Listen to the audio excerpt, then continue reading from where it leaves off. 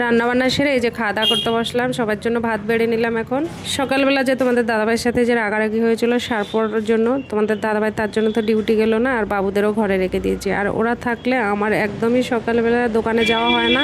খাওয়া দাওয়ার পরে ঘরটা তো মুছে আসলাম, এখন রান্নাঘরে এসে স্ল্যাবটাও মুছলাম আর গ্যাসের চুলাগুলোও মুছে নিলাম। এখন বাসনগুলো মেজে নিচ্ছি। শরীর খারাপ থেকে উঠে একদমই কিন্তু আমি সকালবেলা দোকানে যেতে পারছি না, অনেকদিন হচ্ছে। বেশ আরও কিছুদিন আমার ওরকমই হবে, হাফবেলা করে দোকানে যাচ্ছি। আর হাফবেলা করে দোকানে গেলে বুঝতেই তো পারছো কতগুলো কাজ জমে যাচ্ছে আমার।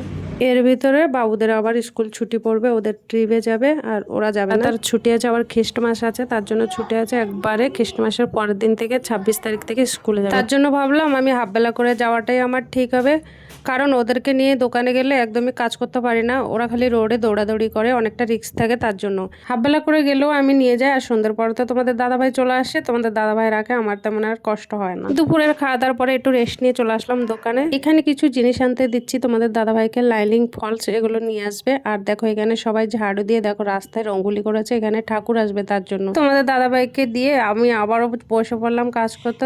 দেখো সন্ধ্যেও পড়তেছে আর এইদিকে দেখো ঠাকুরও আসছে। এখানে এই একটা জিনিস দেখলাম, কোথাও যদি পুজো হবে না, মাটির কোনো প্রতিমা বানায় না, ওরা মন্দির থেকে এই যে ঠাকুর এভাবে নিয়ে আসে, বরণ করে নিয়ে আসে।